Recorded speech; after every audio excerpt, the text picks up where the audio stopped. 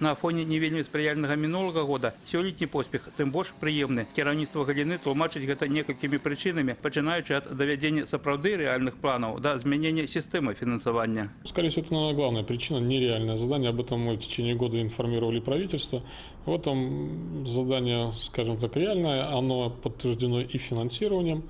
И с этого года начал действовать государственный заказ, где строительство жилья не зависит от людей. Банки выделяют кредиты на юридические лица УКСы. Больш якасна пачалі працаваць і самі будаўнікі. У усялякім разе скаргі насельніцтва на нейкія недапрацоўкі зменшыліся амаль да нуля. У першую чаргу гэта можна растлумачыць больш жорсткім кантролем з боку як праектных арганізацый, так і галіновых структур. Як высвятляецца, пры неабходнасці будаўнікі ўвогуле здольныя мабілізавацца і спрацаваць на высокім узроўні, аб чым можна меркаваць на прыкладзе так званых доўгабудаў.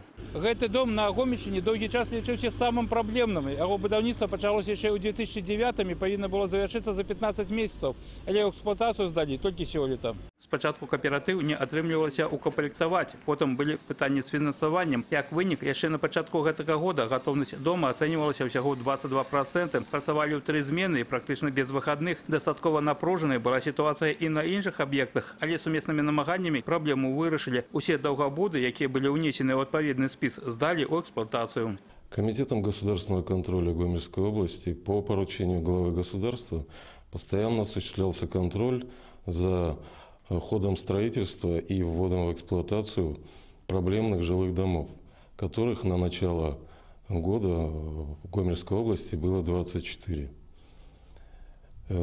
Еженедельно выезжали на данные жилые дома, контролировали ход их строительства, интенсивность, качество. Зараз на чарзе на атрыманне ўласнай кватэры ці катэджа на Гомельшчыне знаходзіцца крыху больш за 80 тысяч сем'яў. Колькі яшчэ гадоў спатрэбіцца, каб пабудаваць жыллё для ўсіх, хто мае ў гэтым патребу, сказаць не бярэцца ніхто. Але тое, што не ўсюды да гэтай тэмы адносіцца з належнай адказнасцю, у аблвыканкаме не адмаўляюць. Прычым тычыцца гэта ў першую чаргу раёнаў, дзе заданні па будаўніцтве, здавалася б, зусім невялікія.